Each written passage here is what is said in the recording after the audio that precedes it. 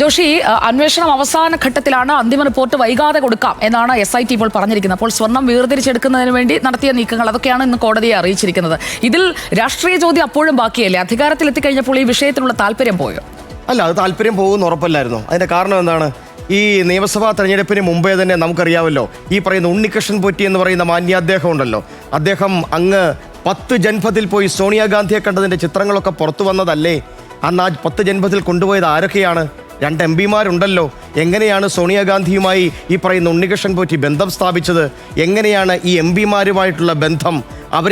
അവരുമായി എന്തെങ്കിലും നീക്കുപോക്കുകൾ നടത്തിയിട്ടുണ്ടല്ലോ.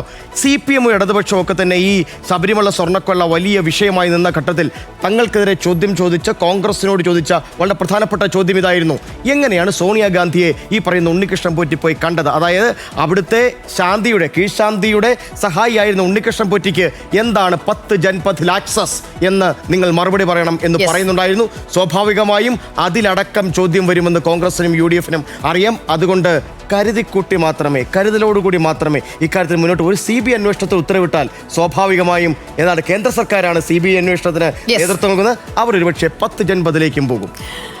അതാണോ യഥാർത്ഥത്തിൽ ഈ അന്വേഷണം പതുക്കെ പോകുന്നത്? ഇനിയിപ്പോൾ ചെമ്പുതകിടിന്റെ ഫലവും കൂടി വരണം വിജയകുമാർ. അതെ സുജയ, ഇതിൽ കോൺഗ്രസിനെ സംബന്ധിച്ച് കോൺഗ്രസിൻ്റെത് ഒരുതരം മൗനമാണ്, ഒരുതരം സംശയകരമായ മൗനമാണ്.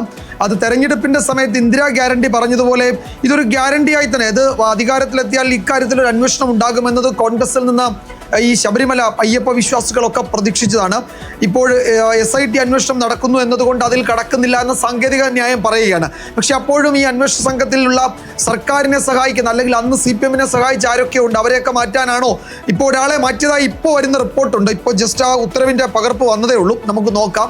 പക്ഷെ അപ്പോഴും ഈ സർക്കാർ ഈ വിഷയത്തിൽ സ്വീകരിക്കുന്ന നയം എന്താണ്? കേന്ദ്ര ഏജൻസിയുടെ അന്വേഷണം വേണ്ട കേസല്ലേ ഇത്?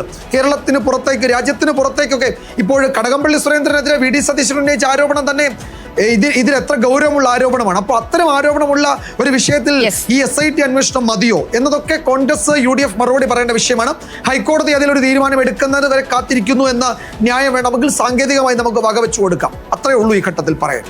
ഇപ്പോൾ ഒരു ഇടക്കാല ഉത്തരവാണ് കോടതിയിൽ നിന്ന് വന്നിരിക്കുന്നത്. അതാ കുറച്ച് സമയം മുൻപാണ് ജസ്റ്റിസ് രാജ വിജയരാഘവനെയും ജസ്റ്റിസ് KV ജയകുമാറിന്റെയും ബെഞ്ചിൽ നിന്ന് ആ ഉത്തരവ് വന്നിരിക്കുന്നത്. അതുകൊണ്ട് തന്നെ ഈ അനീഷ് PBയെ സ്പെഷ്യൽ ഇൻവെസ്റ്റിഗേഷൻ ടീമിൽ നിന്ന് മാറ്റാൻ, അതോടൊപ്പം തന്നെ ഫീൽഡ് ഓഫീസറാക്കി മാറ്റുന്നതിനായിട്ടുള്ള ഒരു തീരുമാനത്തിനൊക്കെ ഇപ്പോൾ അംഗീകാരം കൊടുത്തുകൊണ്ടുള്ള ഒരു ഉത്തരവാണ് വരുന്നത്. എന്തായാലും നമ്മുടെ വിഷയത്തിലേക്ക് വന്നാൽ 4 മാസം മുൻപ് സ്വർണ്ണത്തിന്റെ സാമ്പിളുകൾ ജംഷഡ്പൂരിലെ ലാബിലേക്ക് ശാസ്ത്രീയ പരിശോധനയ്ക്കായിട്ട് അയച്ചതാണ്. കേസന്വേഷണത്തിൽ ഏറ്റവും നിർണായകം ഈ ഫലമാണെന്ന് പ്രേക്ഷകർക്ക് അറിയാമല്ലോ. ശബരിമലയിലെ പ്രധാന സ്വർണ്ണപ്പാളികൾ മാറ്റിയിട്ടില്ല എന്നുള്ളത് ലാബ് പരിശോധനയിൽ കണ്ടെത്തിയിട്ടുണ്ട് എന്ന വിവരങ്ങളാണ് ജംഷഡ്പൂരിൽ നിന്ന് വരുന്നത്. പക്ഷേ സ്വർണ്ണപ്പാളിക്ക് മുകളിൽ പൂശിയ സ്വർണം വേർതിരിക്കാൻ എടുത്ത കാര്യങ്ങൾ, അതിൽ കൂടി ഇപ്പോൾ പരിശോധന നടത്താം എന്നതാണ് ഏറ്റവും ഒടുവിലായിട്ട് ഇപ്പോൾ SIT കോടതിയെ ഇന്ന് അറിയിച്ചിരിക്കുന്നത്. ഈ പരിശോധനാ ഫലം അത് വരാൻ ഇനി എത്ര സമയമെടുക്കും? സ്വർണത്തിന്റെ ഏകദേശ അളവ് എത്രയാണ് എന്നതൊക്കെ പരിശോധനയിൽ ഇതിനകം തന്നെ വ്യക്തമായതാണ്. അപ്പോൾ മനഃപൂർവ്വം ഒരു കാലതാമസം വരുത്തുന്നുണ്ടോ എന്നതാണ് ഇപ്പോൾ എനിക്ക് തോന്നുന്നത്. ശാസ്ത്രീയ പരിശോധനാ ഫലം ലഭിക്കാൻ വൈകുന്നു. അതുകൊണ്ട് തന്നെ കുറ്റപത്രം സമർപ്പിക്കുന്നത്, അന്തിമ റിപ്പോർട്ട് സമർപ്പിക്കുന്നത്,